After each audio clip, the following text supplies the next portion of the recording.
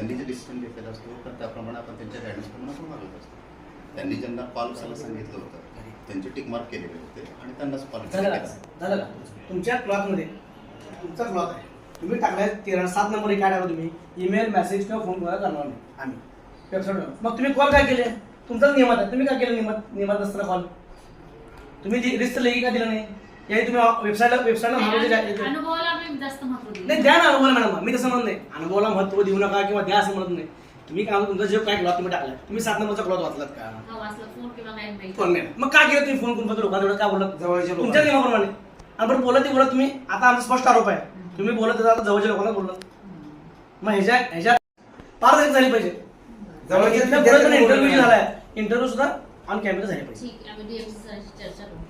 चर्चा करतील तुम्ही हे झाले हो, तुम्ही सर्व याच्यात कसं मला सांगा ते कुठे मॅडम ते सापडत झाले अजून पण डिक्लेअरच केली नाही. डिक्लेअर केले मॅडम, ती म्हणतो रद्दच व्हायला पाहिजे, त्याचा विषय नाही, पण ही चुकीचं आहे. बरं, करू. मला साहेबांना स्पष्ट उत्तर पण देत नाही काय झालं नेमकं.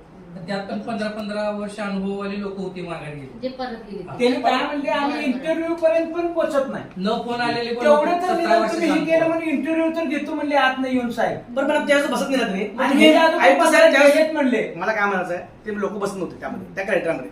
मग जेव्हा सुपारी लोकर साहेब आले, मी जेव्हा म्हणणार का झालं असं, नाही मी आता आले सगळ्यांचे घेतो म्हटले, मग तेव्हा का बसले त्यांनी, बसत नाही तर घ्यायचं नाही मग त्यावेळेस पण. बरोबर आहे की नाही मॅडम याच्यात साहेब, बरोबर आहे चुकीचं आहे. बसत असेल तर मग त्यावेळेस तुम्ही घेतला, मग पहिलाच काय बोललं नाही सगळ्यांना, रिस्टर कुठलं पत्र काढलेलं आहे कोणाला नाही, म्हणजे इंटरव्ह्यूला हजर राहा तुम्ही पात्र आहेत असं काय काढलं आहे पत्र, हा किंवा नाही नाही फक्त मग संबंधित कसं म्हणणार? चित्रकलाचं आपल्या घेतलं. नियमाचं चर्चा करूया. पण घ्यायचंच नाही. मॅडम चर्चा करा, माझं एक स्पष्ट मत आहे, तुम्ही काही चर्चा करता करा, पण ही भरती प्रक्रिया 2 दिवसामध्ये रद्द झालेली आहे. तुम्ही जाहीर करा विषय म्हणजे तुम्ही नव्याने पारदर्शकपणे झाली पाहिजे आणि इंटरव्ह्यू सुद्धा कॅमेरा ऑन कॅमेरा घ्या, म्हणजे गरीबाच्या लेकराला नाही मिळू दे, गोरगरीब कष्टकऱ्याच्या लेकरांना. चालेल, करूया. आणि याच्या पुढे असं होऊ नये मला साहेब, सेटिंग तुम्ही असं होऊ नये. तुम्ही संशय येते हो, बाकी काय नाही. ना साहेब तुम्ही प्रमुख आहे या भरती प्रक्रियेसाठी. भरतीमध्ये आमच्याकडे यवतमाळ, जालना, आम्ही हिंगोली तेच बोलतो. बार्शीवर आले मॅडम. बोलते. मॅडम, आमची बाकी ऐका ना. नाही. हो. त्यांनी काय म्हणले माहिती का, मला फोन आले म्हणले नाव काय घ्या बघा घ्या. हो, लागू शकतो साहेब. अंतर हात लावा नाही. विचारा ना, ते मेषाचं नाव घेतलं नाही. अंतर विचारायला लागले. आरोग्य बोला. अरे आरोग्य बोला तुम्ही मला. आरोग्य बोलू नको. आरोग्य विचारा लागले तुम्ही. तुम्ही व्यवस्थित बोला. अरे तुम्ही बोला नाही. मी बसणार नाही. अरे माझी तुम्ही सांगतो. बस म्हणा ना. मी बसणार नाही. बोलू नका रे. हो, तुम्ही सरळ नाही बघा. काय करा? अंतर हात लावा नाही. हात लावा नाही. अंतर हात लावा. साहेब, हात लावा नाही. एक मिनिट साहेब. तुम्ही शांत राहा. आरोग्य बोला नाही. साहेब, धक्का लावायचा नाही. तुम्ही धक्का लावायचा नाही.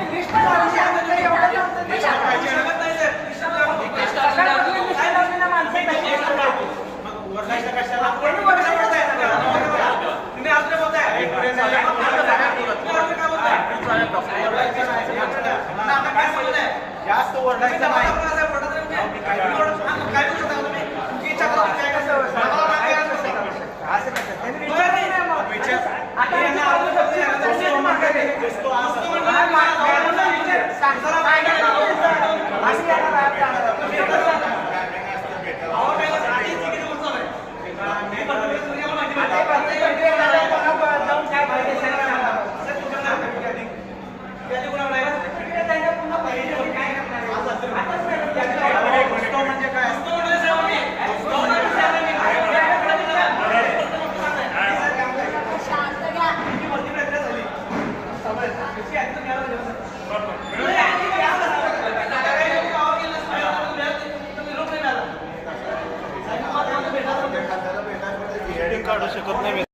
आरोग्य विभागाकडून 29/7/2024 रोजी वैद्यकीय अधिकारी कंत्राटी पद्धतीने घेण्याची जाहिरात निघाली होती. त्या संदर्भात 5/6/7 रोजी ऑगस्ट महिन्यामध्ये इंटरव्ह्यू घेण्याचे ठरले होते. मुलाखतीद्वारे हे अधिकारी घेण्याचे ठरले होते, परंतु सदर मुलाखतीला ठराविक जवळच्याच लोकांना बोलवून बाकीच्या अन्य लोकांना त्या संदर्भात कोणताही संपर्क न करता ठराविक लोकांच्याच मुलाखती घेण्याचं ठरवलं.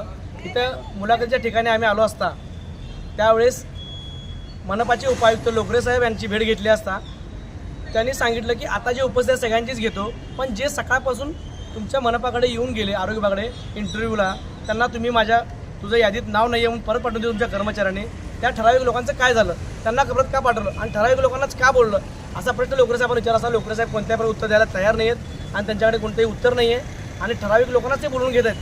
त्या गोरगरीब बाकीच्या लोकांना का बोलून घेतलं नाही किंवा हे फक्त ओळखी पाळखीच्या लोकांना बोलून घेतलं की का जवळच्या लोकांना बोलून घेतलं असा प्रश्न इथं उपस्थित होता. ही भरती प्रक्रिया खरंच पारदर्शक झाली का हे ह्या माध्यमातून हा प्रश्न मला प्रशासनाला विचारायचा वाटत आहे. प्रशासन यावर कुठेही दाद घेण्याची तयारी दाखवत नाही आहे. प्रशासन हे गेंड्याच्या काठीचं प्रशासन तयार झालेलं आहे.